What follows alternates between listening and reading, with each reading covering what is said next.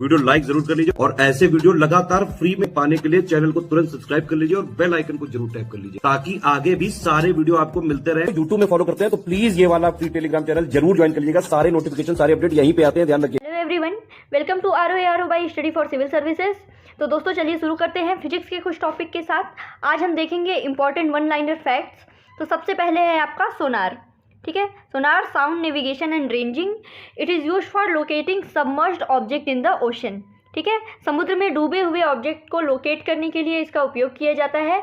It is based on very simple concept, very simple principle that a pulse of ultrasonic waves is sent to the water, it is strike the target and bounce back toward the source. ठीक है, इसमें क्या है कि आपकी ultrasonic waves का उपयोग किया जाता है। इसको वाटर में आप छोड़ते हैं और जो भी आपका टारगेट है या फिर जो भी सबमर्ज आपका ऑब्जेक्ट है ये उससे टकराती हैं और वापस आती हैं। इससे क्या होता है कि उस ऑब्जेक्ट की लोकेशन को आप ट्रैक कर लेते हैं। ठीक, चलिए फिर आगे बढ़ते हैं। दूसरा है आपका thermo register. Thermo register is divide which act as an electronic thermometer. This device changes this resistance with the change in temperature. ठीक है, थर्मो रजिस्टर है ये। आगे है आपका radar. Radar is stands for radio detecting and ranging.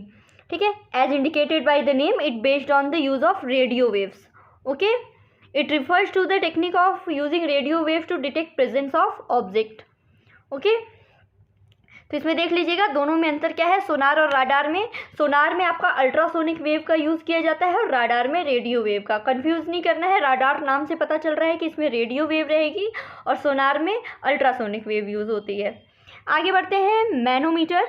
Manometer is a instrument uses as a column of liquid to measure pressure. ठीक है, commonly referred as pressure measuring instrument. ठीक है, मैनोमीटर ये प्रेशर नापने के काम में आता है। ठीक है, लिक्विड का। आगे देखते हैं luxmeter. As the name suggest, it measure the intensity of light and colorimeter is use to measure the intensity of colour. Okay, तो ये है। और ये देख लीजिए कि in physics something that causes a change in the motion of object is called force. ठीक है, ये क्या है आपका, ये है आपका न्यूटन का सेकेंड लॉ।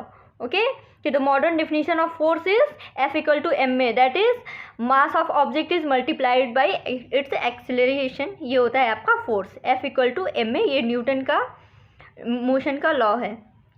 आगे बढ़ लेते हैं। लाइट ईयर के बारे में देख लेते हैं थोड़ा सा। लाइट ईयर क्या होता है कि light year is a unit of astronomical distance equivalent to the distance light travel by in a year which is 9.46 into 10 to the power 15 metre. Okay, light year क्या है, ये आपकी एस्ट्रोनॉमिकल डिस्टेंस की ये यूनिट्स है। Okay, confuse नहीं करना है। लाइट जो है, लाइट ईयर ये दूरी मापने के काम में आता है, ये दूरी का मापक है। ओके, तो ये रहा आपका कुछ वन लाइनर इंपॉर्टेंट फैक्ट। अब चलिए इसी में देख लेते हैं हम थोड़ा सा न्यूटन के लॉज के बारे में जो अभी ऊपर आया था। तो देखिए न्यूटन के 3 लॉ हैं, इन तीनों को एक एक करके देख लेते हैं। फर्स्ट लॉ क्या है, इसको बोलते हैं law of inertia. First law को बोलते हैं लॉ ऑफ इनर्शिया, जड़त्व का नियम। और हाँ, ये वीडियो मैं हिंदी में भी पढ़ाऊंगी तो हिंदी मीडियम के लोगों को परेशान होने की ज़रूरत नहीं है। First law is known as law of inertia. इसमें क्या है कि a body continues in state of rest और uniform motion in a straight line in the same direction unless some external force is applied to it. Okay, इसका example देखिए, इन तीनों का एग्जाम्पल बहुत ही ज़्यादा इंपॉर्टेंट है, एग्जाम में ज़रूर पूछता है। एग्जाम्पल ज़रूर देखिएगा। फर्स्ट लॉ ऑफ इनर्शिया का example, if a bus suddenly start to move from the position of rest then a passenger sitting in it leans back to the opposite direction.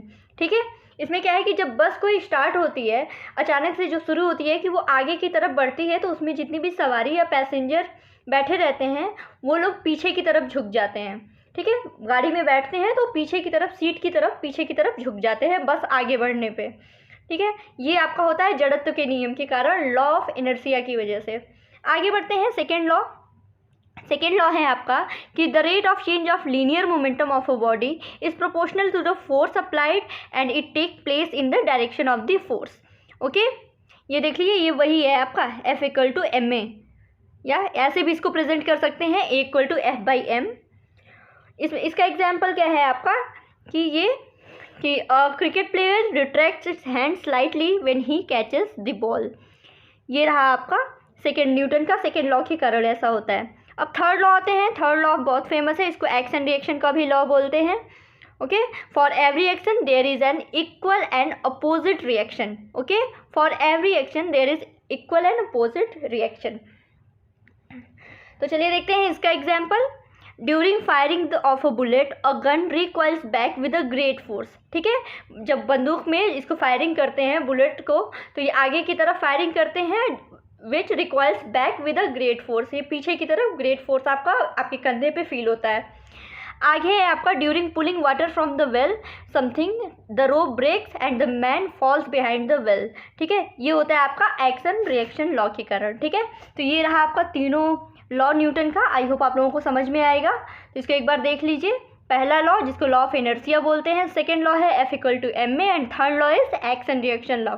ठीक है, तो दोस्तों ये रहा आज के लिए। आई होप आप लोगों को लेसन पसंद आएगा। सपोर्ट करते रहिए। Thank you so much.